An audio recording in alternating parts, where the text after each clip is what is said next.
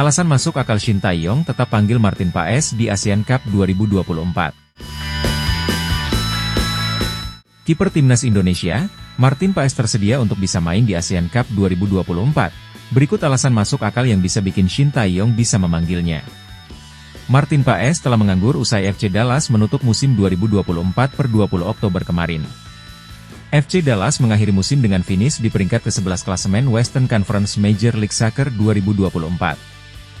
Hal ini membuat mereka gagal lolos ke playoff MLS yang akan digelar Oktober-Desember ini karena hanya 9 besar tim yang lolos. Akun media sosial FC Dallas pun sudah mengucapkan terima kasih kepada fans dan siap bertemu kembali pada 2025 mendatang. Kondisi ini membuat Martin Paes bisa beristirahat sepanjang sisa 2024 yakni November dan Desember, serta Januari 2025 hingga musim baru dimulai lagi.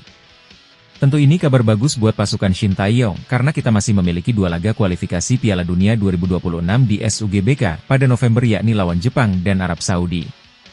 Selanjutnya, Martin Paes juga tersedia untuk Timnas Indonesia saat ASEAN Cup 2024. Kompetisi antar negara ASEAN itu akan dihelat mulai 8 Desember 2024 hingga 5 Januari 2025. Timnas Indonesia tergabung di grup B bersama Vietnam, Filipina, Myanmar dan Laos. Meski tersedia, Martin Paes belum tentu dipanggil Timnas Indonesia.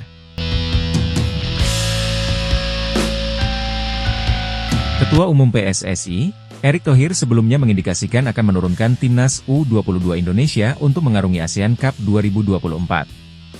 Sehingga Martin Paes yang kini berusia 27 tahun tidak akan masuk kriteria tersebut.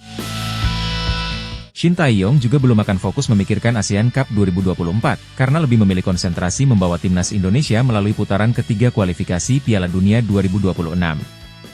Namun senagat masuk akal ketika Timnas Indonesia kelak memanggil Martin Paes di ASEAN Cup 2024, karena 3 kiper pelapisnya dari Liga 1 yang penampilannya inkonsisten. Berdasarkan pemanggilan Oktober dan September, 3 kiper pelapis di Timnas Indonesia adalah Nadeo Argawinata, Hernando Ari dan Adi Satrio.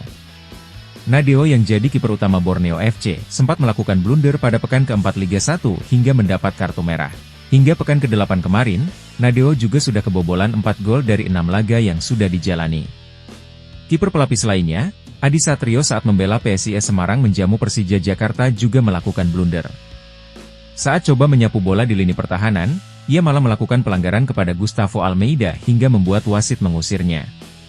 Catatan performa Adi juga tak baik ketika mengetahui PSIS gagal menang di 5 laga terakhir. Di sisi lain, Hernando Ari justru kehilangan tempat utama di Persebaya Surabaya. Paul Munster kini lebih mempercayai Andika Ramadhani di bawah mister gawang bajul ijo di 4 laga terakhir. Walau berlabel Timnas, Hernando kini hanya masih punya 4 kali penampilan di Liga 1.